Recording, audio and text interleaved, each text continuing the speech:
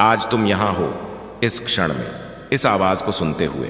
क्या तुमने कभी सोचा है कि इतने करोड़ों वीडियो के बीच, इतनी अनगिनत आवाजों के बीच तुम्हारे अंगूठे ने ठीक इसी पल, ठीक इसी स्क्रीन पर, ठीक इस संदेश को चुना? यह संयोग नहीं है मेरे बच्चे। संयोग तो वो होता है जब दो अनजान धाराएं मिलती हैं और फिर अलग हो जाती हैं। लेकिन जब दो आत्माएं मिलती हैं, एक जो पुकार रही थी और एक जो उत्तर लेकर आई थी, तो उसे संयोग नहीं कहते, उसे नियति कहते हैं, उसे भोलेनाथ की इच्छा कहते हैं। और आज ठीक इस पल भोलेनाथ ने तुम्हें यहां बुलाया है। तुम सोच रहे होगे, मुझे क्यों? मैं तो कोई बड़ा भक्त नहीं हूं, मैंने कोई बड़ी तपस्या नहीं की, मैं तो बस एक साधारण इंसान हूं जिसकी जिंदगी में बहुत कुछ उलझा हुआ है। बिल्कुल ठीक, और इसीलिए तुम यहां हो। भोलेनाथ महलों में नहीं रहते, वो उन जगहों पर जाते हैं जहां दरारें हैं, क्योंकि दरारों से ही रोशनी अंदर आती है। जहां टूटन है, जहां थकान है, जहां आंसू हैं, वहीं शिव होते हैं। वो वहां होते हैं जहां कोई और नहीं जाता। और आज वो तुम्हारे पास आए हैं। मुझे पता है तुम्हारी जिंदगी में कुछ ना कुछ ऐसा चल रहा है जो तुम किसी को बता नहीं सकते। कुछ ऐसा जो रात को नींद चुरा लेता है, कुछ ऐसा जिसके बारे में सोचते हो तो सीना भारी हो जाता है। शायद कोई रिश्ता है जो टूट गया, शायद कोई सपना है जो बिखर गया, शायद कोई इंसान है जिसने वो किया जो तुमने कभी सोचा भी नहीं था, या शायद, और ये सबसे गहरी बात है, शायद तुम खुद से थक गए हो, खुद से। ये सबसे भारी थकान होती है बच्चे, जब इंसान बाहर की दुनिया से नहीं, अपने भीतर से थक जाता है, जब वो अपनी ही नजर से बचना चाहता है, जब आईना देखना मुश्किल हो जाता है। लेकिन जानते हो भोलेनाथ क्या देख रहे हैं जब तुम आईना नहीं देख पा रहे? वो देख रहे हैं एक आत्मा को जो अभी भी संघर्ष कर रही है, जो टूटी है लेकिन रुकी नहीं है, जो डरी है लेकिन आगे बढ़ रही है। और वो मुस्कुरा रहे हैं, उस मुस्कान से जो हम नहीं समझ पाते, वो मुस्कान जो पिता के चेहरे पर तब आती है जब बच्चा गिरकर भी उठने की कोशिश करता है। तुम उठने की कोशिश कर रहे हो, इसीलिए तुम यहां हो। अब मैं तुमसे एक बात पूछना चाहता हूं, और यह प्रश्न तुम्हें अपने भीतर से पूछना है, मुझसे नहीं। मैं क्या चाहता हूं? नहीं, वो नहीं जो तुम्हें लगता है तुम्हें चाहिए, नहीं, वो नहीं जो दुनिया कहती है तुम्हें चाहिए होना चाहिए, बल्कि वो जो तुम्हारी आत्मा की गहराई में छुपा है, जिसे शायद तुमने खुद कभी ठीक से नाम नहीं दिया। रुको, एक पल के लिए रुको, सांस लो, महसूस करो। जो पहला शब्द आया वो सुनो, क्योंकि वो शब्द शिव का संदेश है। वो तुम्हारी आत्मा की आवाज है जो वर्षों से दबी थी, और आज इस क्षण में इस संदेश के साथ उसे थोड़ी जगह मिली है। मेरे बच्चे, मैं तुम्हें एक कहानी सुनाता हूं। बहुत समय पहले हिमालय की एक गुफा के पास एक जलधारा बहती थी। वो धारा बहुत छोटी थी, इतनी छोटी कि जब बड़े बड़े यात्री वहां से गुजरते थे वो उसे देखते भी नहीं थे। उनकी नजर गंगा पर थी, जो दूर नीचे घाटी में गर्जना करती थी। उनकी नजर ऊंचे ऊंचे हिम शिखरों पर थी जो बादलों को छूते थे। वो छोटी धारा बस बहती रहती थी, पत्थरों के बीच से, घास के बीच से, कभी कभी किसी बड़े पत्थर से टकराती और बिखर जाती, लेकिन बिखर कर भी रुकती नहीं थी, किसी और रास्ते से आगे बढ़ जाती थी। एक दिन एक साधु वहां आए। वो भी उसी गुफा की तरफ जा रहे थे जहां सब जाते थे, लेकिन उनकी दृष्टि उस छोटी धारा पर पड़ी। वो रुके, बैठ गए उसके पास और घंटों बैठे रहे। जब शिष्यों ने पूछा, गुरुदेव यहां क्यों रुके? यह तो बहुत छोटी धारा है, कुछ विशेष नहीं है इसमें। साधु मुस्कुराए, बोले, यह धारा बहुत विशेष है। इसे देखो, जब यह बड़े पत्थर से टकराती है तो क्या करती है? रुकती है? नहीं, बिखरती है। हां, लेकिन बिखर कर भी इसकी दिशा नहीं बदलती। यह नीचे जाती है, हमेशा नीचे, और नीचे जाकर ही यह एक दिन उस महान नदी में मिलेगी जिसे सब पूजते हैं। शिष्यों ने पूछा, तो इसमें हमारे लिए क्या सीख है? साधु ने कहा, यह सीख है कि महानता बड़े होने में नहीं है, महानता रुकने में है, उस पल के लिए जब सब देख रहे हों। महानता है उस पल भी बहते रहना जब कोई नहीं देख रहा। मेरे बच्चे, तुम वो छोटी धारा हो, और भोलेनाथ वो साधु हैं जो तुम्हारे पास आकर बैठ गए हैं, जो तुम्हें देख रहे हैं, जो तुम्हारे हर बिखराव को, हर टकराव को, हर उस पल को देख रहे हैं जब तुम पत्थर से लड़ते हो और फिर किसी और रास्ते से आगे बढ़ जाते हो। वो जानते हैं तुम्हारी यात्रा, वो जानते हैं तुम्हारी मंजिल, और वो जानते हैं कि तुम वहां पहुंचोगे। लेकिन पहले हमें कुछ बातें समझनी है। जिंदगी एक बड़ा रहस्य है, और यह रहस्य सबसे पहले हमें भ्रमित करता है, फिर परखता है, और जब हम परख से गुजरते हैं तब हमें अपना असली रूप दिखाता है। तुम अभी उस परख के बीच में हो, और मैं जानता हूं शब्द दर शब्द, क्योंकि ये सवाल तुम्हारे नहीं है केवल, ये हर उस आत्मा के सवाल हैं जो कभी इस धरती पर आई और जिसने यहां रहकर प्रेम किया, दर्द सहा, टूटी, बिखरी और फिर भी चलती रही। और शिव ने इन सवालों का उत्तर दिया है, लेकिन वो उत्तर किताबों में नहीं लिखा है, वो उत्तर मंत्रों में नहीं है। हालांकि मंत्र उस द्वार तक पहुंचने का रास्ता जरूर है, वो उत्तर तुम्हारे भीतर है, तुम्हारी आत्मा के उस कोने में जहां अभी तक शायद तुम गए नहीं हो। आज उस कोने में जाएंगे साथ में। लेकिन पहले एक और बात, तुम्हारे जीवन में जो भी हो रहा है वो सब एक कारण से हो रहा है, और वो कारण तुम्हें कमजोर करने के लिए नहीं है, वो कारण तुम्हें पुकारने के लिए है। पुकारना उस दिशा की तरफ जहां तुम्हारा असली घर है। घर, हम सब घर जाना चाहते हैं, लेकिन हम घर का पता भूल जाते हैं। हम सोचते हैं घर वो जगह है जहां परिवार है, जहां सुख है, जहां सब कुछ ठीक है। लेकिन घर वो जगह है जहां शिव है, और शिव तुम्हारे भीतर है। भीतर, यह शब्द सुनकर मत हटो। मुझे पता है यह थोड़ा अजीब लगता है।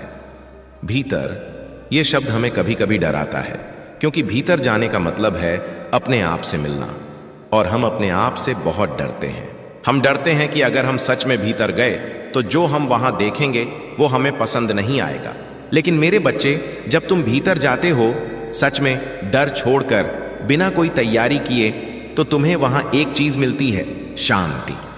वो शांति जो किसी ने नहीं चुराई, वो शांति जो हमेशा से थी, वो शांति जो शिव का स्वरूप है। और यही सबसे बड़ा रहस्य है। तुम जो खोज रहे हो, चाहे तुम उसे प्रेम कहो, चाहे सफलता, चाहे शांति, चाहे उत्तर, वो सब तुम्हारे भीतर है। लेकिन हम उसे बाहर खोजते हैं, इसलिए कभी नहीं मिलता।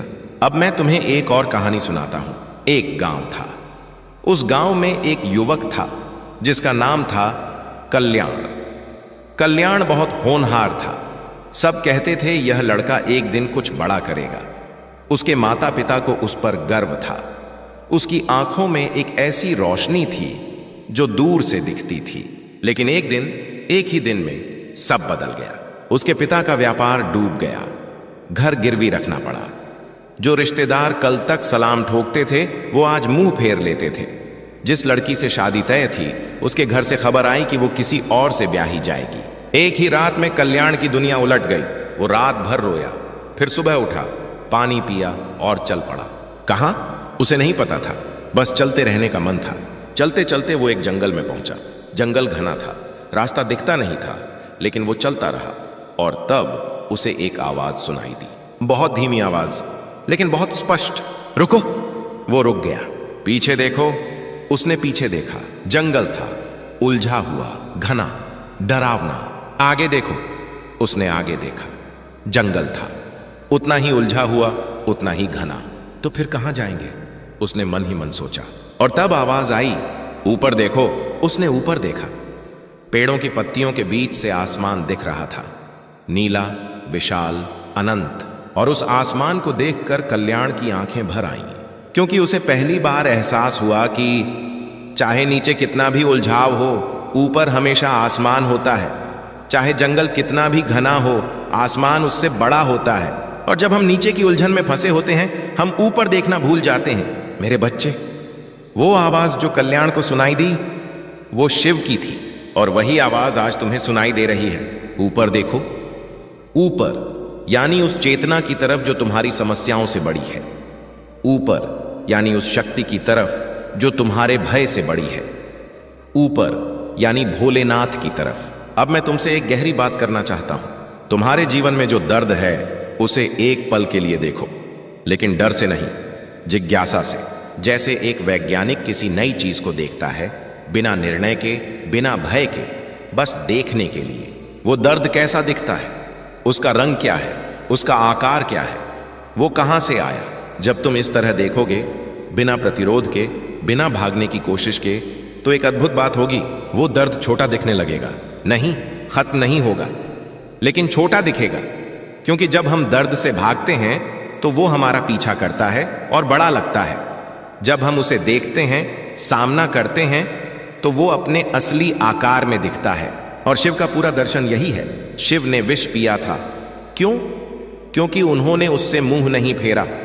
उन्होंने कहा, यह जो सबसे भयानक है, यह जो सबसे जहरीला है, यह जो सब छोड़कर भाग रहे हैं, मैं इसे धारण करूंगा। और उन्होंने किया, और वो नीलकंठ बन गए, नीले कंठ वाले, जो जहर को ऊपर नहीं जाने देते, जो उसे रोक लेते हैं, जो उसे अपनी शक्ति बना लेते हैं। मेरे बच्चे, तुम्हारा दर्द, तुम्हारा विष, अगर तुम उसे भागने से रोको, अगर तुम उसे धारण करो, अगर तुम उससे डरना बंद करो, तो वो तुम्हें नीलकंठ बना सकता है।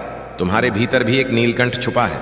इसे मैं किसी काल्पनिक बात की तरह नहीं कह रहा, मैं इसे एक ऐसी सच्चाई की तरह कह रहा हूं जो तुम्हारे जीवन में हर पल घटती है। जब तुम किसी मुश्किल से गुजरे और दूसरी तरफ निकले, वो नीलकंठ था। जब तुमने कोई भारी खबर सुनी और फिर भी अगले दिन उठकर काम किया, वो नीलकंठ था। जब किसी ने तुम्हें तोड़ने की कोशिश की और तुम टूटे जरूर, लेकिन मिटे नहीं, वो नीलकंठ था। तुम पहले से हो। यह उनका बहाना नहीं है, यह उनकी सफाई नहीं है, यह बस एक सच्चाई है जो हमें मुक्त कर सकती है। क्षमा। यह शब्द बहुत आसान है बोलने में, बहुत मुश्किल है जीने में, लेकिन क्षमा किसी और के लिए नहीं है, क्षमा तुम्हारे लिए है। जब तुम किसी को क्षमा नहीं करते तो उन्हें कोई फर्क नहीं पड़ता, वो अपनी जिंदगी में जी रहे हैं, लेकिन तुम उस दर्द को, उस क्रोध को, उस कड़वाहट को अपने भीतर रख रहे हो, और वो तुम्हारी ऊर्जा खा रहा है, वो तुम्हारी आत्मा को भारी कर रहा है। क्षमा का मतलब यह नहीं है कि जो हुआ वो ठीक था। क्षमा का मतलब है, मैं उस दर्द को अब और नहीं ढोऊंगा। और यह बहुत बड़ा फर्क है। जब तुम क्षमा करते हो तो तुम कमजोर नहीं होते, तुम मुक्त होते हो, और मुक्त होना यही शिव का सबसे बड़ा उपहार है। मोक्ष, मुक्ति, वो जो हम सब चाहते हैं, चाहे हम उसे समझें या ना समझें। और मोक्ष कोई बड़ी तपस्या से नहीं मिलता। मोक्ष मिलता है उस एक पल में जब तुम किसी को, किसी चीज को, और सबसे जरूरी खुद को क्षमा कर देते हो। खुद को क्षमा करना यह सबसे मुश्किल काम है, क्योंकि हम खुद के सबसे बड़े आलोचक होते हैं। हम खुद को वो माफी नहीं देते जो हम दूसरों को आसानी से दे देते हैं। तुमने कोई गलती की होगी, शायद एक, शायद बहुत सारी, और उन गलतियों को तुम अपने साथ हर दिन ढो रहे हो। लेकिन मेरे बच्चे, भोलेनाथ कहते हैं, मुझे वो गलतियां दो, मैं उन्हें ले लूंगा, मैं उन्हें गंगा में बहा दूंगा। गंगा जो शिव की जटाओं से निकलती है, वो इसीलिए पवित्र है क्योंकि वो हर भार को, हर पाप को, हर गलती को बहा ले जाती है। तुम्हें हल्के होने का अधिकार है, तुम्हें नए सिरे से शुरू करने का अधिकार है, और यह अधिकार तुम्हें कोई दे नहीं सकता। यह हमेशा से तुम्हारा था, बस तुम्हें इसे स्वीकार करना है। अब मैं तुम्हें एक ऐसी बात बताना चाहता हूं जो शायद तुमने पहले कभी नहीं सुनी। भोलेनाथ को भोले क्यों कहते हैं? क्योंकि वो बहुत जल्दी खुश हो जाते हैं, बहुत जल्दी मान जाते हैं, बिना लंबी लंबी पूजा, बिना कठिन नियमों के, बिना किसी विशेष योग्यता के, बस एक सच्चा दिल और शिव खुश। यही उनकी महानता है। राम को धनुष चाहिए था, कृष्ण को सुदर्शन चक्र, देवी को त्रिशूल, लेकिन शिव के पास क्या है? भस्म, बिल्वपत्र, पानी और जटाएं जिनमें गंगा और चंद्रमा रहते हैं। कितना सादा, कितना साधारण, लेकिन यही साधारणपन असाधारण है। शिव कहते हैं, मुझे सोना नहीं चाहिए, मुझे हीरे नहीं चाहिए, मुझे बस तुम चाहिए, तुम्हारा सच्चा मन, तुम्हारा ध्यान, तुम्हारी वो एक पल की पूर्ण उपस्थिति। और यही संदेश आज तुम्हारे लिए है। तुम्हें बहुत बड़ा होने की जरूरत नहीं है, तुम्हें बहुत धनी होने की जरूरत नहीं है, तुम्हें बहुत पवित्र होने की जरूरत नहीं है, बस सच्चा होने की जरूरत है। और आज इस पल तुम सच्चे हो, तुम यहां हो, यही काफी है। मेरे प्यारे बच्चे, अब मैं तुम्हें एक और रहस्य बताना चाहता हूं। वो रहस्य जो शिव ने पार्वती को कैलाश पर बताया था, वो रहस्य जो गुरु शिष्य के कान में फूंकते हैं, वो रहस्य जो उपनिषदों के गहरे श्लोकों में छुपा है। वो रहस्य यह है, तुम पहले से मुक्त हो। हां, सुना तुमने? पहले से, अभी से, इसी क्षण से मुक्ति कोई भविष्य की घटना नहीं है। मुक्ति अभी है, यहां है, तुम्हारे भीतर है, लेकिन हम इसे महसूस नहीं कर पाते क्योंकि हम खुद पर बहुत सारे बोझ लाद लेते हैं। अतीत का बोझ, भविष्य का बोझ, दूसरों की उम्मीदों का बोझ, अपनी असफलताओं का बोझ, और इन बोझों के नीचे वो मुक्त आत्मा दबी रहती है जो तुम वास्तव में हो। शिव कहते हैं, इन बोझों को रखो एक एक करके, धीरे धीरे, कोई जल्दी नहीं है, लेकिन रखना शुरू करो। और जब तुम रखना शुरू करते हो, एक अद्भुत हल्कापन आता है। वो हल्कापन जिसे शब्दों में नहीं कहा जा सकता, जिसे बस महसूस किया जा सकता है। तुमने कभी महसूस किया है वो हल्कापन? शायद किसी झरने के पास बैठे हों, शायद पहाड़ की चोटी पर, शायद किसी शांत रात में जब सब सो गए हों और तुम अकेले आसमान देख रहे हो, शायद किसी मंदिर में जब भीड़ न हो और बस तुम हो, दीपक हो और शिव की मूर्ति हो। उन पलों में जो महसूस होता है वो मुक्ति की झलक है। और शिव कहते हैं, वो झलक नहीं, वो असली है और बाकी सब झलक है। अब मैं तुमसे एक बात पूछता हूं, तुम्हारे जीवन का सबसे बड़ा सपना क्या है? वो जो तुमने शायद किसी को बताया नहीं, वो जो तुम रात को अकेले में सोचते हो और जिसे सोचकर पहले तो खुशी होती है और फिर डर। वो सपना क्या है? वो मैं जानता हूं तुम अभी मन में सोच रहे हो, और मुझे पता है उस सपने के साथ एक आवाज भी आती है। वो आवाज जो कहती है, नहीं होगा, तुम्हारे बस की बात नहीं, इतने बड़े सपने देखना बंद करो। वो आवाज कहां से आती है? समाज से, अनुभवों से, उन लोगों से जो खुद कभी सपने नहीं जी पाए और इसीलिए चाहते हैं कि तुम भी न जियो। लेकिन भोलेनाथ कहते हैं वो आवाज झूठी है, तुम्हारा सपना असली है। और जानते हो कैसे पता चलता है कि कोई सपना असली है? वो बार बार आता है, भगाने के बाद भी, भूलने की कोशिश करने के बाद भी वो चला जाता है, लेकिन वापस आ जाता है। वो क्योंकि वो तुम्हारी आत्मा की पुकार है, और आत्मा की पुकार को भोलेनाथ ने रखा है। जब शिव खुद किसी सपने को तुम्हारी आत्मा में रखते हैं तो उसे पूरा होने से कोई नहीं रोक सकता, कोई भी नहीं। लेकिन एक शर्त है, तुम्हें उस सपने पर भरोसा करना होगा, उस आत्मा पर भरोसा करना होगा जिसने वो सपना देखा, और उस शिव पर भरोसा करना होगा जिसने वो सपना रखा। भरोसा, यह शब्द हमारे लिए सबसे मुश्किल हो गया है क्योंकि हमने भरोसा किया और धोखा खाया। हमने विश्वास रखा और वो टूटा। हमने उम्मीद की और वो नहीं पूरी हुई, और इसीलिए अब हम डरते हैं, भरोसा करने से डरते हैं। यहां तक कि भगवान पर भरोसा करने से भी मन में एक जगह यह सवाल रहता है, अगर भगवान होते तो यह सब क्यों होता? यह सवाल बुरा नहीं है, यह सवाल इंसानी है, और यह सवाल शिव को पता है। और शिव का जवाब है, मैं हूं, और यही सब मेरे कारण हो रहा है।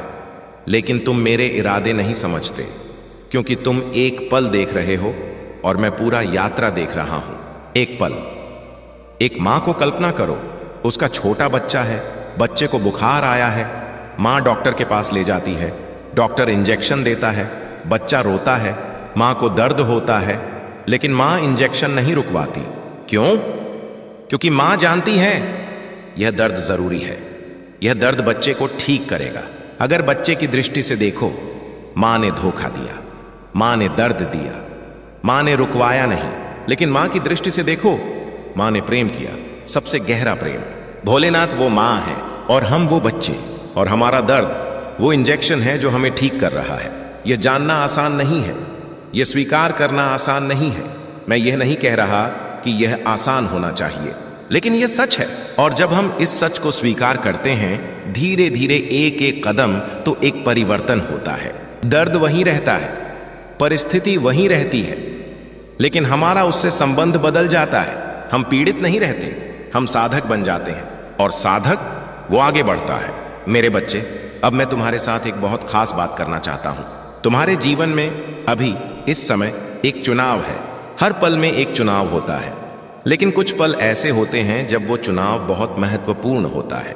आज वो पल है, तुम चुन सकते हो डर या विश्वास, तुम चुन सकते हो संकोच या साहस, तुम चुन सकते हो मुझसे नहीं होगा या मैं कोशिश करूंगा। और यह चुनाव कोई नहीं कर सकता तुम्हारे लिए, न शिव, न गुरु, न माता पिता, न कोई प्रियजन, बस तुम।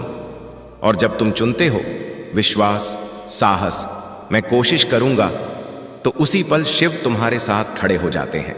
वो कहते हैं बस यही काफी है, मुझे बस यही चाहिए था। तुम्हारा वो एक कदम जो तुमने डर के बावजूद उठाया, अब बाकी मेरे ऊपर छोड़ दो, बाकी मेरे ऊपर छोड़ दो। यह 5 शब्द अगर तुम इन्हें सच में महसूस कर सको तो तुम्हारी जिंदगी बदल जाएगी। बाकी मेरे ऊपर छोड़ दो, ये समर्पण है, ये हार नहीं है। और इस समर्पण में एक जादू है। जब हम सब कुछ नियंत्रित करने की कोशिश करते हैं, सब ठीक करने की, सब संभालने की, सब समझने की, तो हम थक जाते हैं, क्योंकि हम जितनी ताकत नहीं रखते उतना जिम्मा उठाने की कोशिश करते हैं। लेकिन जब हम कहते हैं शिव यह तेरा है, मैं इसे तुझे देता हूं, तो एक राहत आती है, एक हल्कापन, और साथ में एक शक्ति। वो शक्ति जो खुद की नहीं है, वो शक्ति जो परमात्मा की है, और जो तुम्हें तब मिलती है जब तुम अपना अहंकार, अपनी मैं सब कुछ कर सकता हूं वाली भावना थोड़ी देर के लिए रख देते हो। अहंकार, यह शब्द सुनकर मत चौंको। अहंकार बुरी चीज नहीं है। अहंकार ने ही तुम्हें अब तक जीवित रखा है। अहंकार ने ही तुम्हें संघर्ष करने की ताकत दी है। लेकिन जब अहंकार यह सोचने लगता है कि मैं ही सब कुछ हूं, मेरे बिना कुछ नहीं होगा, तो वो तुम्हारी सबसे बड़ी रुकावट बन जाता है। और शिव, जिनके माथे पर चंद्रमा है, जो खुद तीनों लोकों के स्वामी हैं, वो श्मशान में बैठते हैं, सबसे सरल जगह, सबसे सादे कपड़ों में, सबसे विनम्र तरीके से। क्यों? क्योंकि वो सिखाते हैं सबसे बड़ी ताकत सादगी में है, सबसे बड़ी बुद्धि विनम्रता में है।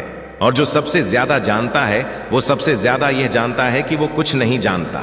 यह विरोधाभास लगता है, लेकिन यही सत्य है। जब तुम यह मानने लगते हो कि मुझे सब पता है, तब तुम सीखना बंद कर देते हो। जब तुम मानते हो मुझे और सीखना है, तब हर पल तुम्हारे लिए एक शिक्षक बन जाता है।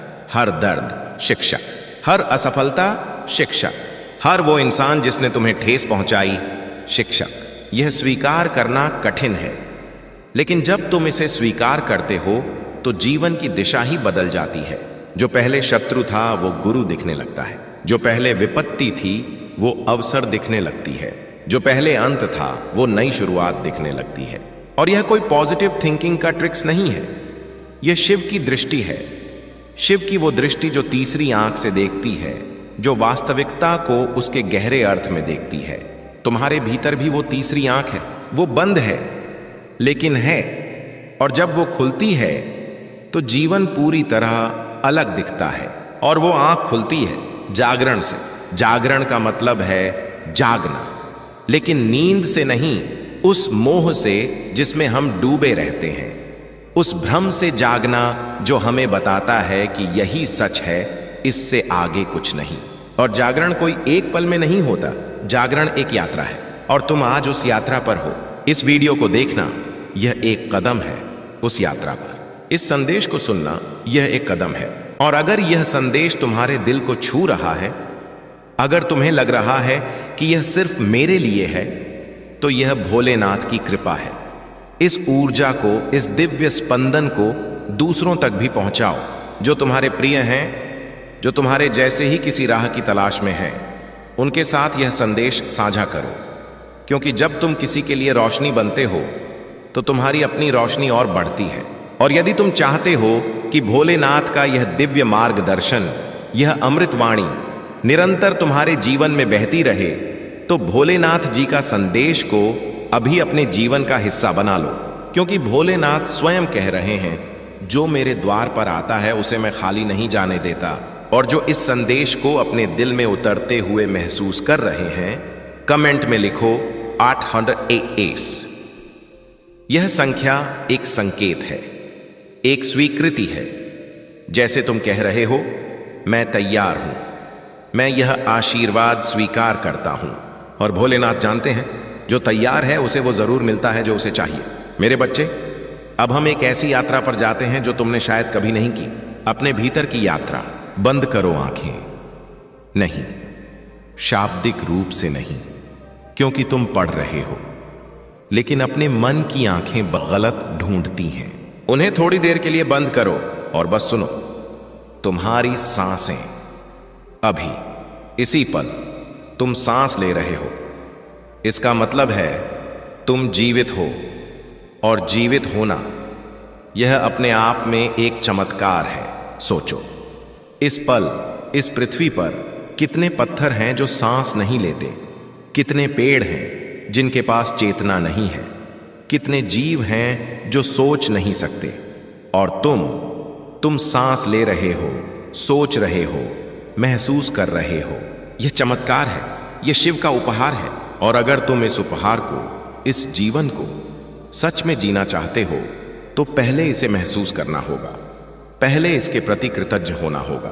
कृतज्ञता, यह शब्द बहुत सुना हुआ लगता है, लेकिन इसकी शक्ति को हम कभी कभी बहुत हल्के में लेते हैं। जब तुम कृतज्ञ होते हो सच में दिल से, तो ऊर्जा बदलती है, भीतर की ऊर्जा। और जब भीतर की ऊर्जा बदलती है तो बाहर की परिस्थितियां बदलती हैं।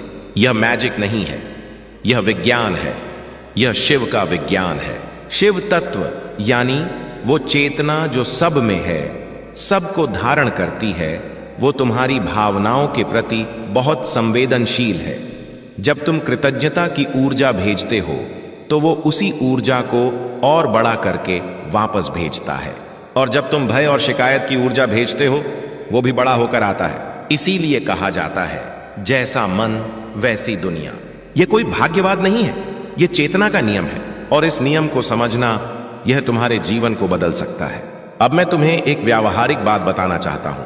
कल सुबह जब तुम उठो, सबसे पहले 3 बातें याद करो जिनके लिए तुम आभारी हो। बड़ी नहीं, छोटी, जैसे मुझे आज फिर से नई सुबह मिली, या मेरे पास पीने के लिए पानी है, या मेरे प्रिय व्यक्ति ठीक हैं। बस यही 3 चीजें। और उन्हें महसूस करो, सिर्फ सोचो नहीं, महसूस करो। यह एक छोटा अभ्यास है, लेकिन इसका असर बहुत बड़ा है, क्योंकि जब तुम पहला कदम कृतज्ञता से उठाते हो तो पूरा दिन उसी आभार की ऊर्जा में चलता है। और यह भोलेनाथ की सुबह होती है, उनकी उपस्थिति में शुरू की गई सुबह। मेरे बच्चे, मैं तुम्हें अब एक बहुत गहरी बात बताना चाहता हूं। तुम्हारे जीवन में जो भी हो रहा है, जो भी चुनौती, जो भी दर्द, जो भी उलझन, उसके पीछे एक कारण है। लेकिन वो कारण तुम्हारी कमजोरी नहीं है, वो कारण है तुम्हारी शक्ति का जागरण। हाँ, शक्ति का जागरण दर्द से होता है। जैसे सोना, वो सोना बनता है आग में तपकर। जैसे हीरा, वो हीरा बनता है असीमित दबाव सहकर। तुम अभी आग में हो, दबाव में हो, और तुम सोना बन रहे हो, हीरा बन रहे हो। यह कठिन समय, यह अस्थाई है, लेकिन जो तुम बनोगे इस समय से गुजरकर, वो स्थायी है। और भोलेनाथ यह जानते हैं, इसीलिए उन्होंने तुम्हें यह समय दिया है। वो तुम्हें कमजोर नहीं बनाना चाहते, वो तुम्हें अजेय बनाना चाहते हैं। अजेय जिसे कोई जीत ना सके। और अजेय बनने के लिए पहले परीक्षा देनी होती है। तुम परीक्षा दे रहे हो, और मैं तुम्हें बता दूं, भोलेनाथ की परीक्षाएं उन्हीं को देते हैं जिन पर उन्हें भरोसा होता है। जिन पर भरोसा नहीं होता, उन्हें परीक्षा में नहीं डालते। इसीलिए जब अगली बार कोई मुश्किल आए, और वो आएगी, क्योंकि यह जीवन है, तो एक पल रुको और सोचो, भोलेनाथ को मुझ पर भरोसा है, इसीलिए यह परीक्षा आई है, मैं इसे पार करूंगा। यह एक एफर्मेशन नहीं है, यह एक सत्य है। और जब तुम इस सत्य के साथ जीते हो, तो मुश्किल को झेलने की ताकत कहीं से आती है। वो ताकत शिव भेजते हैं। मेरे बच्चे, अब हम थोड़ा और आगे जाते हैं। तुम्हारे जीवन में संबंध है, माँ बाप, भाई बहन, मित्र, प्रेमी, जीवन साथी। ये संबंध तुम्हारे जीवन की सबसे बड़ी संपत्ति है। लेकिन ये संबंध कभी कभी सबसे बड़े दर्द का कारण भी बनते हैं। क्यों? क्योंकि जहां प्रेम है वहां उम्मीद है, और जहां उम्मीद है वहां टूटने की संभावना है। यह जीवन का सबसे बड़ा विरोधाभास है। जो हम सबसे ज्यादा प्रेम करते हैं, उनसे सबसे ज्यादा चोट खाते हैं। लेकिन क्या इसका मतलब है कि प्रेम नहीं करना चाहिए, उम्मीद नहीं रखनी चाहिए? नहीं। शिव कहते हैं, प्रेम करो, खूब प्रेम करो, लेकिन अपेक्षा के बिना। प्रेम और अपेक्षा, ये 2 अलग चीजें हैं। सच्चा प्रेम देता है बिना इस उम्मीद के कि वापस मिलेगा। सच्चा प्रेम स्वीकार करता है दूसरे को जैसा वो है वैसे। सच्चा प्रेम बदलने की कोशिश नहीं करता। यह मुश्किल है, बहुत मुश्किल। हम इंसान हैं, हम चाहते हैं कि दूसरे वैसे हों जैसा हम चाहते हैं, लेकिन जब हम उस चाहत को छोड़ देते हैं, जब हम दूसरे को उनकी पूरी जटिलता के साथ स्वीकार करते हैं, तो संबंध में एक नई मिठास आती है। वो मिठास जो संघर्ष की नहीं होती, वो मिठास जो सहजता की होती है। शिव और पार्वती, उनका संबंध इसी की मिसाल है। शिव जो शमशान में रहते हैं, भस्म लगाते हैं, नाग धारण करते हैं। पार्वती जो हिमालय की राजकुमारी हैं, सुकोमल हैं, दिव्य हैं। कितना अंतर, कितना फर्क, और फिर भी वो दोनों अर्धनारीश्वर हैं, एक दूसरे के बिना अधूरे। यह क्यों? क्योंकि उन्होंने एक दूसरे को बदलने की कोशिश नहीं की। पार्वती ने शिव से कहा, तुम जैसे हो मुझे वैसे ही चाहिए, और शिव ने पार्वती से कहा, तुम जैसी हो मुझे वैसी ही प्रिय हो। और जब दो लोग एक दूसरे को इस तरह स्वीकार करते हैं, तो वो साथ अर्धनारीश्वर बन जाते हैं, पूर्ण बन जाते हैं। तुम्हारे जीवन के संबंधों में भी यह पूर्णता आ सकती है, लेकिन पहले तुम्हें खुद से यह स्वीकार करना होगा, मैं दूसरे को नहीं बदल सकता, मैं सिर्फ खुद को बदल सकता हूं। और यह परिवर्तन जब तुम खुद में लाते हो तो चमत्कार होते हैं। संबंध बदलते हैं, परिस्थितियां बदलती हैं, लोग बदलते हैं, क्योंकि जब तुम बदलते हो तो तुम्हारे आसपास का सब कुछ बदलता है। यह शिव तत्व का नियम है। मेरे प्यारे बच्चे, मैं चाहता हूं कि तुम एक पल के लिए, सिर्फ एक पल, खुद को माफ कर दो। उन सब गलतियों के लिए जो हुई, उन सब चुनावों के लिए जो गलत निकले, उन सब पलों के लिए जब तुम वो नहीं कर पाए जो करना चाहते थे, और उन पलों के लिए जब तुमने खुद को नीचे आंका, जब तुमने सोचा मैं काफी नहीं हूं। माफ करो, मैं खुद को माफ करता हूं। यह वाक्य अगर तुम सच में महसूस करके कहो, तो तुम्हारे भीतर कुछ हिलेगा, कुछ टूटेगा, और वो टूटन, वो अच्छी टूटन है। वो दीवार है जो तुमने खुद और खुद के बीच बना रखी थी। जब वो दीवार टूटती है तो शिव का प्रकाश भीतर आता है, और वो प्रकाश एक बार आने के बाद कभी नहीं जाता। मेरे बच्चे, अब मैं तुम्हारे साथ एक ऐसे अनुभव में जाना चाहता हूं जो शायद तुमने पहले कभी नहीं किया। कल्पना करो, एक रात का आकाश, साफ, अंधेरा, और इतने तारे कि गिने नहीं जा सकते।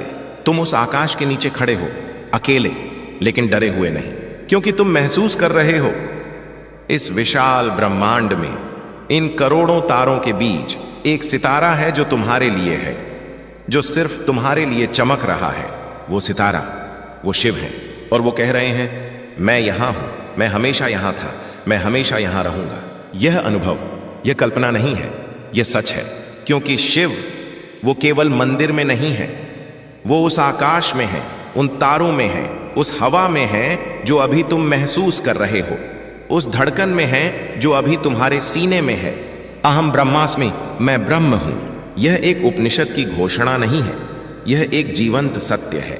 तुम ब्रह्म के एक अंश हो, शिव के एक अंश हो, और जब तुम इसे सच में गहराई से महसूस करते हो, तो तुम्हारी सारी कमजोरियां, सारे डर, सारे सीमाएं, वो सब पिघल जाती हैं। क्योंकि ब्रह्म में कोई कमजोरी नहीं है, ब्रह्म में कोई डर नहीं है, ब्रह्म में कोई सीमा नहीं है, और तुम ब्रह्म हो। अब मैं तुम्हें एक और कहानी सुनाता हूं। एक बार एक बच्ची थी, वो हर रोज शिव मंदिर जाती थी, लेकिन वो कोई मंत्र नहीं जानती थी, कोई विधि नहीं जानती थी। वो बस जाती थी, शिवलिंग के पास बैठती थी और बातें करती थी, जैसे दोस्त से बात करते हैं। भोलेनाथ, आज स्कूल में यह हुआ। भोलेनाथ, माँ से झगड़ा हो गया। भोलेनाथ, मेरे मन में यह सवाल है। और एक दिन पुजारी ने उसे देखा, बोला, बच्ची, इस तरह नहीं बोलते, शिव से बड़े आदर से बात करनी चाहिए। बच्ची ने पुजारी की तरफ देखा और कहा, पंडित जी, मेरे मम्मी पापा बहुत व्यस्त रहते हैं, उनके पास मेरी बात सुनने का समय नहीं है। भोलेनाथ के पास है, तो मैं उनसे ही बात करती हूं। पुजारी चुप हो गया, क्योंकि उस बच्ची ने जो कहा वो सबसे बड़ा सत्य था। भोलेनाथ के पास समय है, हर पल, हर किसी के लिए, तुम्हारे लिए भी। और तुम्हें कोई विशेष मंत्र जानने की जरूरत नहीं, कोई विशेष विधि जानने की जरूरत नहीं। बस बात करो उनसे, दिल की, जो तुम किसी को नहीं बता सकते, उन्हें बताओ। जो सवाल कोई नहीं सुनता है, उनसे पूछो और सुनो, शांति में बैठकर सुनो। जवाब आएगा, शायद शब्दों में नहीं, लेकिन किसी घटना में, किसी व्यक्ति के शब्दों में, किसी किताब की एक पंक्ति में, या बस एक गहरी चुप्पी में जो सब उत्तर दे दे? शिव हमेशा जवाब देते हैं, हमेशा। बस हम सुनना जानते हो। मेरे बच्चे, तुम्हारे जीवन में एक धारा है। वो धारा हमेशा से बह रही है, बचपन से, जन्म से पहले से। उस धारा का नाम है शिव शक्ति। यह वो ऊर्जा है जो तुम्हें जीवित रखती है, जो तुम्हारे दिल को धड़काती है, जो तुम्हारे फेफड़ों को सांस लेने देती है, जो तुम्हारे मन को सोचने देती है। यह ऊर्जा अनंत है, असीमित है और पूरी तरह तुम्हारे लिए उपलब्ध है। लेकिन हम उससे जुड़ नहीं पाते क्योंकि हमारा मन, हमारे विचार एक पर्दा बना देते हैं। वो पर्दा जो हमें उस ऊर्जा से काट देता है। और जब हम उस ऊर्जा से कटते हैं, हम थके हुए महसूस करते हैं, उदास महसूस करते हैं, खोए हुए महसूस करते हैं। इसका इलाज क्या है? पर्दे को हटाना। और पर्दा हटता है मौन से, ध्यान से, उस एक पल से जब हम सब विचार छोड़ देते हैं और बस होते हैं। बस होना, यह सबसे कठिन और सबसे आसान काम है। कठिन क्योंकि हमारा मन हमेशा कहीं ना कहीं जाता रहता है, भूतकाल में, भविष्य में। आसान क्योंकि बस होना के लिए कुछ करना नहीं है, बस होना है। एक पल के लिए, अभी, इस पल में, यहां। कोई अतीत नहीं, कोई भविष्य नहीं, बस यह पल। यह पल, यही शिव है। शिवोहम, मैं शिव हूं। और इस पल में जब तुम बस हो, तुम शिव हो। यह कोई अहंकार की बात नहीं है, यह सबसे गहरी विनम्रता है। क्योंकि जब तुम कहते हो मैं शिव हूं, तुम कह रहे हो मैं उस परमात्मा का अंश हूं जो सब में है। और इसका मतलब है जो दूसरे में है वो भी शिव है। इसलिए दूसरे को भी उसी आदर से देखो। यही शिव दर्शन है, यही वो दृष्टि है जो जगत को बदल देती है। और तुम इस दृष्टि को अपना सकते हो आज से, अभी से, इसी पल से। मेरे बच्चे, अब एक ऐसे अनुभव की बात करते हैं जो हम सब ने किया है, लेकिन जिसे हमने कभी ध्यान से नहीं देखा।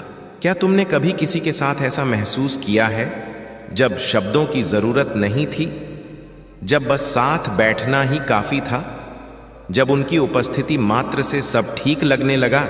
वो अनुभव, वो शिव शक्ति है। वो प्रेम की सबसे शुद्ध अभिव्यक्ति है।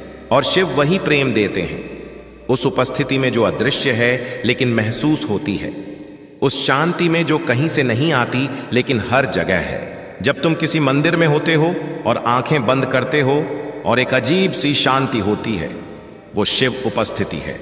जब तुम प्रकृति में होते हो, पहाड़ पर, नदी के किनारे, जंगल में, और एक अद्भुत सा एहसास होता है कि सब ठीक है, वो शिव उपस्थिति है। जब रात को अकेले में बैठे हो और अचानक एक गहरी शांति आती है, वो शिव उपस्थिति है। वो हमेशा है, हमेशा से थी।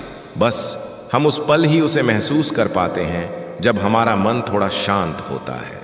और इसीलिए शिव ध्यान पर इतना जोर देते हैं। ध्यान का मतलब अपने मन को थोड़ी देर के लिए चुप करना, ताकि वो आवाज, शिव की आवाज, सुनाई दे सके। वो आवाज हमेशा बोल रही है, हमेशा, मैं यहां हूं, सब ठीक है, तुम अकेले नहीं हो, मैं तुम्हें देख रहा हूं, मैं तुम्हारे साथ हूं। यह संदेश तुम्हारे लिए है, हर पल। और आज इस वीडियो के माध्यम से शिव यही कह रहे हैं। सुनो, सच में सुनो मेरे बच्चे। जो लोग यहां तक पहुंचे, जिन्होंने यह पूरा सुना, वो किसी कारण से यहां हैं। वो कारण शिव जानते हैं। और अगर तुम उनसे पूछना चाहते हो तो आज रात सोने से पहले बस इतना कहो, भोलेनाथ मुझे दिखाओ, मुझे समझाओ, मुझे वो रास्ता दिखाओ जो मेरे लिए है। और फिर सो जाओ बिना चिंता के, बिना जोर लगाए। और कल ध्यान से देखो, कुछ होगा, कोई संकेत होगा, कोई मुलाकात होगी, कोई विचार आएगा। वो शिव का उत्तर होगा। वो हमेशा देते हैं जब हम पूछते हैं। और आज तुमने पूछा है, इस वीडियो को देखकर, इस संदेश को सुनकर, इसलिए उत्तर आएगा। ये वादा है, शिव का वादा। मेरे बच्चे, तुम्हारी यात्रा अभी शुरू हुई है, या शायद यह यात्रा बहुत पहले शुरू हो गई थी। और आज तुम एक नए अध्याय में हो। और इस अध्याय में शिव तुम्हारे साथ है, हर कदम पर, हर सांस में, हर पल में। तुम अकेले नहीं हो, कभी नहीं थे, कभी नहीं रहोगे। हर हर महादेव, यह सिर्फ एक नारा नहीं है, यह एक घोषणा है। हर कण में महादेव है, हर कण, मतलब तुम में भी महादेव है। और आज इस पल वो जागे हैं। इसे महसूस करो, इसे जियो और इसे दूसरों तक ले जाओ। क्योंकि यह ज्योत, यह दिव्य प्रकाश एक दीपक से दूसरे दीपक में जाती है, और हर बार जब यह जाती है दोनों जलते हैं, दोनों प्रकाशित होते हैं। तुम वो दीपक हो जो अभी जला है, अब दूसरों को जलाने की बारी है। मेरे बच्चे, अब मैं तुम्हारे साथ एक और गहरी यात्रा पर चलना चाहता हूं। वो यात्रा जो शब्दों से शुरू होती है और चेतना में खत्म होती है। वो यात्रा जहां हर मोड़ पर शिव का एक नया रूप मिलता है। तुमने कभी सोचा है शिव के इतने रूप क्यों हैं? भोलेनाथ, महादेव, नीलकंठ, पशुपति, रुद्र, शंकर, महाकाल, हर नाम एक अलग शक्ति, एक अलग आयाम, और इन सब रूपों में एक ही शिव। यही उनकी विशेषता है। वो एक होकर अनेक हैं और अनेक होकर एक। ठीक वैसे ही जैसे तुम भी अनेक रूपों में हो। कहीं बेटे हो, कहीं पिता, कहीं मित्र, कहीं सहकर्मी, कहीं सपने देखने वाले हो, कहीं थके हुए योद्धा, कहीं प्रेमी हो, कहीं एकाकी। ये सब रूप तुम्हारे हैं, और इन सब रूपों में एक ही आत्मा तुम्हारी, और वो आत्मा वो शिव का अंश है। अब एक बात और, तुम्हारे जीवन में जो भी व्यक्ति आया है, जो भी घटना घटी है, जो भी परिस्थिति बनी है, वो सब इस यात्रा का हिस्सा है। इस आत्मा की यात्रा का, इस चेतना के विकास का। कुछ भी व्यर्थ नहीं है। वो धोखा जो तुमने खाया वो व्यर्थ नहीं था, उसने तुम्हें कुछ सिखाया। वो दर्द जो तुमने सहा वो व्यर्थ नहीं था, उसने तुम्हें गहरा किया। वो असफलता जो तुमने झेली वो व्यर्थ नहीं थी, उसने तुम्हें अगली सफलता के लिए तैयार किया। और वो खुशियां जो तुमने जी वो उपहार थे, शिव के उपहार। हर पल उपहार। ये नजरिया अपनाना आसान नहीं है, लेकिन जब तुम इसे अपनाते हो, जीवन एक उत्सव बन जाता है। शिव का उत्सव। और शिव का उत्सव वो सिर्फ महाशिवरात्रि नहीं है, वो हर पल है, हर सांस में, हर धड़कन में। जीवन एक तांडव है। हां, तांडव, वो नृत्य जो शिव करते हैं, जिसमें सृष्टि भी है, प्रलय भी, जिसमें आनंद भी है, वेदना भी, जिसमें शुरुआत भी है, अंत भी। और इस तांडव में हम सब नाच रहे हैं, तुम भी। यह नृत्य रोकने के लिए नहीं है, इसे जीने के लिए है, इसमें डूबने के लिए है। और जब तुम इस नृत्य में पूरी तरह हो, बिना डर के, बिना संकोच के, तो तुम महसूस करते हो कि नाचने वाला कौन है? शिव। शिव नाच रहे हैं तुम्हारे माध्यम पर, हर सांस में, हर उस पल में जब तुम डरते हो और फिर भी आगे बढ़ते हो, हर उस पल में जब तुम टूटते हो और फिर भी उठते हो, हर उस पल में जब तुम प्रश्न करते हो और जवाब की प्रतीक्षा करते हो। शिव वहां है, और आज इस संदेश के माध्यम से उन्होंने तुम्हें याद दिलाया, मैं यहां हूं। यह याद, इसे अपने साथ रखो। जब भी कठिन हो, याद करो, भोलेनाथ यहां हैं, और वो तुम्हें कभी अकेला नहीं छोड़ते, कभी नहीं। यह उनका स्वभाव है, यह उनका प्रेम है, और यह प्रेम अनंत है, असीमित है, बिना शर्त है। तुम उसके पात्र हो, हमेशा थे, हमेशा रहोगे। हर हर महादेव। मेरे बच्चे, जब मैंने कहा कि यात्रा यहां नहीं रुकती, मेरा मतलब था कि शिव का संदेश एक अनंत नदी की तरह है, और हम अभी उस नदी के बहुत शुरुआती किनारे पर हैं। इस नदी में और गहरे जाना है, और गहरे जाने के लिए हमें पहले कुछ ऐसी बातें समझनी हैं जो हम जानते तो हैं, लेकिन जीते नहीं। पहली बात, समय। तुम्हारे जीवन में समय कैसा लगता है? कभी कभी बहुत तेज जब खुश होते हो, कभी कभी बहुत धीमा जब दर्द में होते हो। लेकिन शिव दृष्टि में समय एक भ्रम है। महाकाल, शिव महाकाल है, काल से परे, समय से परे। और जब तुम उनसे जुड़ते हो, तुम भी समय से परे हो जाते हो। उस पल में जब ध्यान गहरा हो, जब प्रार्थना सच्ची हो, जब प्रेम शुद्ध हो, समय रुक जाता है, या यूं कहो समय का भान नहीं रहता। वो पल, वो महाकाल के पल हैं। और उन पलों में जो शक्ति आती है, जो स्पष्टता आती है, जो शांति आती है, वो तुम्हारे साथ बहुत देर तक रहती है। इसीलिए हर दिन ऐसे पलों को बनाओ, ध्यान के पल, प्रार्थना के पल, प्रकृति में रहने के पल, जहां समय भूल जाओ, जहां बस शिव हो। ये पल, ये तुम्हारी सबसे बड़ी शक्ति है। दूसरी बात, शरीर। हम अपने शरीर को बहुत कम मान देते हैं, हम इसे थका देते हैं, बीमार कर देते हैं, उसकी बातें नहीं सुनते। लेकिन शरीर यह शिव का मंदिर है, देह मंदिर है, और इस मंदिर की देखभाल करना यह भी एक साधना है। जब तुम अपने शरीर की सुनते हो, उसे पोषण देते हो, आराम देते हो, उसका सम्मान करते हो, तो शिव शक्ति बेहतर बहती है, ऊर्जा बेहतर बहती है। और जब ऊर्जा बेहतर बहती है, मन साफ होता है, आत्मा प्रफुल्लित होती है। यह एक चक्र है, शरीर, मन, आत्मा, और इस चक्र में से किसी को भी नजरअंदाज नहीं किया जा सकता। तीसरी बात, सेवा। शिव के सबसे प्रिय भक्त वो नहीं जो सबसे लंबी पूजा करते हैं। शिव के सबसे प्रिय भक्त वो जो दूसरों की सेवा करते हैं। क्यों? क्योंकि जब तुम किसी और की मदद करते हो, तुम शिव की मदद करते हो। क्योंकि हर व्यक्ति में शिव है, नरेव नारायण। हर इंसान में नारायण है, हर इंसान में शिव है। और जब तुम इस दृष्टि से देखते हो, सेवा एक बोझ नहीं रहती, सेवा एक आनंद बन जाती है, एक पूजा बन जाती है। और उस पूजा का फल जो मिलता है वो किसी भी यज्ञ से बड़ा है, क्योंकि उसमें कोई स्वार्थ नहीं, कोई अपेक्षा नहीं, बस शुद्ध देना। और जो शुद्ध देता है, शिव उसे अनंत गुना लौट आते हैं। यह शिव का नियम है और यह नियम कभी नहीं टूटता। मेरे बच्चे, तुम एक खास समय में हो, इस दुनिया में जहां हर तरफ भागम भाग है, जहां हर कोई कुछ न कुछ पाने की दौड़ में है। तुमने एक पल के लिए रुककर यह संदेश सुना। यह छोटी बात नहीं है, यह बताता है कि तुम्हारे भीतर एक जिज्ञासा है, एक खोज है, एक पुकार है, और जो पुकार है उसका उत्तर आएगा। शिव सुन रहे हैं, वो हमेशा सुनते हैं। और आज तुम्हारी पुकार उन तक पहुंच गई है। तुम्हारे जीवन में जो बदलाव आने वाले हैं वो धीरे धीरे दिखेंगे, शायद तुरंत नहीं, लेकिन वो आएंगे। और जब वो आएंगे तुम पहचानोगे, क्योंकि तुम्हारे भीतर कुछ जागा है आज, इसी पल। और वो जागरण अब और नहीं सोएगा। हर हर महादेव, यह एक नई शुरुआत है तुम्हारी शिव के साथ। और यह यात्रा, यह अनंत है, बिना किसी अंत के, बस आगे और आगे और आगे शिव के साथ हमेशा। मेरे बच्चे, इस यात्रा के एक और पड़ाव पर अब हम रुकते हैं, लेकिन रुकना भी यात्रा का हिस्सा है। ठीक वैसे जैसे श्वास के बाद एक पल की थमान होती है और फिर नई श्वास आती है। तुम्हारे जीवन में भी ऐसे पड़ाव आते हैं जब सब रुका हुआ लगता है, जब कोई रास्ता नहीं दिखता, जब प्रतीक्षा असहनीय लगती है। उस पड़ाव को, उस रुके हुए पल को हम विफलता समझ लेते हैं, लेकिन वो विफलता नहीं है, वो पुनर्निर्माण है। जैसे एक तूफान के बाद धरती नई होती है, जैसे रात के बाद सूरज उगता है, जैसे सर्दी के बाद बसंत आता है। तुम्हारा वो रुका हुआ पल, वो तुम्हारी पुनर्निर्माण की अवस्था है। और उस अवस्था में शिव सबसे ज्यादा पास होते हैं, क्योंकि वो नींव को ठीक कर रहे होते हैं।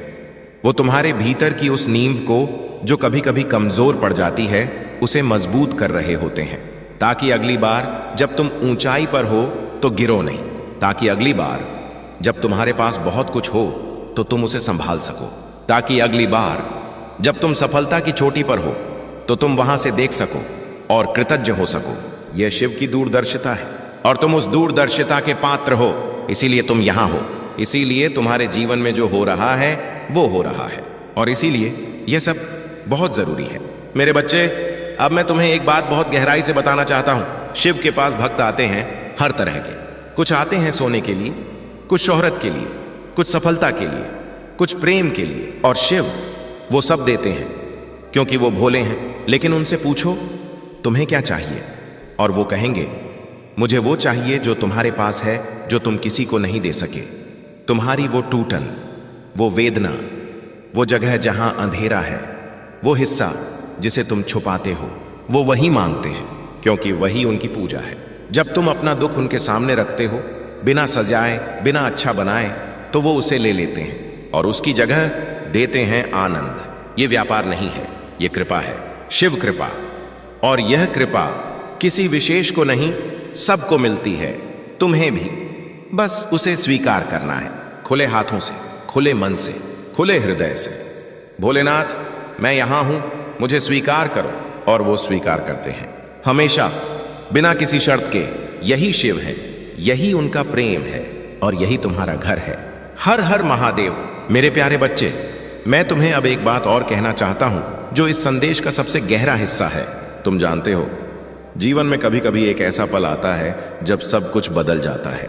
वो पल अचानक आता है, बिना बताए, और उस पल के बाद पहले वाला जीवन और बाद वाला जीवन होता है। वो पल किसी के लिए किसी प्रियजन का जाना होता है, किसी के लिए एक भयंकर नुकसान, किसी के लिए एक ऐसा धोखा जिसकी उम्मीद नहीं थी। और जब वो पल आता है, हम टूट जाते हैं। उस टूटन में शिव आते हैं। वो नहीं आते तब जब सब ठीक है, वो आते हैं तब जब हम सबसे ज्यादा टूटे होते हैं, क्योंकि वो महाकाल है और महाकाल वो श्मशान में रहता है। और श्मशान वो जगह है जहां सब कुछ समाप्त होता है, वो जगह है जहां अहंकार जलता है, जहां झूठी पहचान जलती है, जहां वो सब जलता है जो हम थे, ताकि वो जन्म ले सके जो हम बन सकते हैं। और जो उस श्मशान से गुजरते हैं वो बदल जाते हैं हमेशा के लिए। तुम भी उस श्मशान से गुजरे हो या गुजर रहे हो, और जब तुम दूसरी तरफ आओगे और तुम आओगे तो तुम वो नहीं रहोगे जो पहले थे। तुम और बड़े होगे और गहरे होंगे और शक्तिशाली होंगे, क्योंकि जो आग में तपता है वो सोना बनता है और तुम सोना हो, शिव का सोना। मेरे बच्चे, यह यात्रा जारी है, हर पल हर सांस में। और भोलेनाथ वो हर पल तुम्हारे साथ हैं। हर हर महादेव। मेरे बच्चे, यह यात्रा यहां विराम लेती है लेकिन खत्म नहीं होती। जैसे एक गहरी नदी किनारे पर रुकती नहीं, बहती रहती है, वैसे ही यह चेतना, यह शिव संदेश तुम्हारे साथ बहता रहेगा। तुम जब भी इस आवाज को याद करोगे, जब भी किसी मुश्किल में होगे, बस इतना याद कर लेना, भोलेनाथ ने मुझे चुना है और यह एक सत्य है। तुम चुने हुए हो, हमेशा थे, हमेशा रहोगे। मेरे प्यारे बच्चे, तुम अभी भी यहां हो। यह छोटी बात नहीं है। जब दुनिया हर पल तुम्हें कहीं और खींचती है, किसी नई सूचना की तरफ, किसी नई खबर की तरफ, किसी नई व्यस्तता की तरफ, तब भी तुम यहां हो, इस संदेश के साथ, इस आवाज के साथ, इस चेतना के साथ। और यह बताता है कि तुम्हारे भीतर कुछ है जो अभी भूखा है। भूखा उस सत्य के लिए जो दुनिया नहीं दे पाती, भूखा उस शांति के लिए जो बाजारों में नहीं मिलती, भूखा उस प्रेम के लिए जो शर्तों से परे है। और यह भूख, यह दिव्य भूख है। यह वो भूख है जो हर महान आत्मा को लगती है, जो हर उस इंसान को लगती है जो सिर्फ जीने के लिए नहीं, जागने के लिए आया है।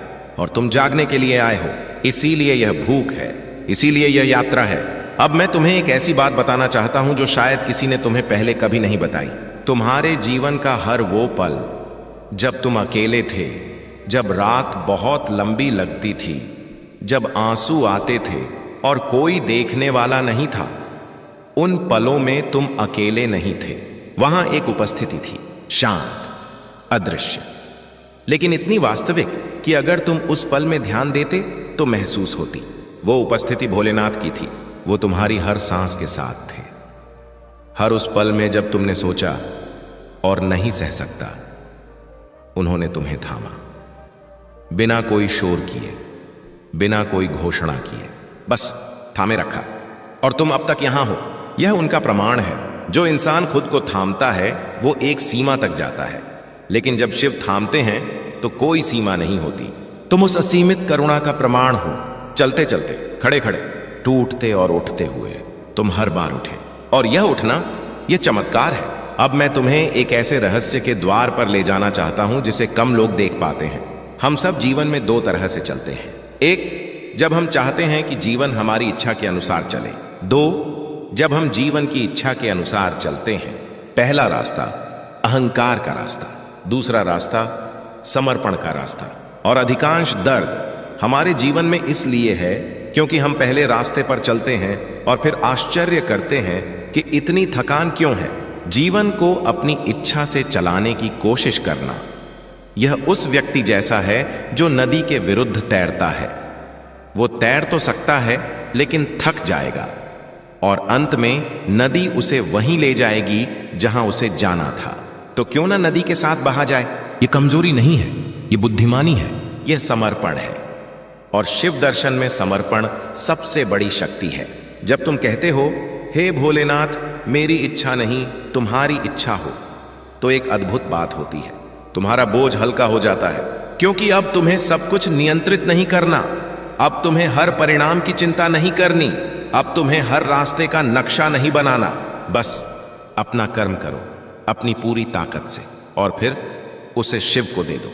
यह कर्मयोग है, गीता का सार। और यह सार शिव ने स्वयं जी कर दिखाया। उन्होंने विष पिया और नतीजे की चिंता नहीं की। उन्होंने सती का वियोग सहा और संसार को नहीं त्यागा।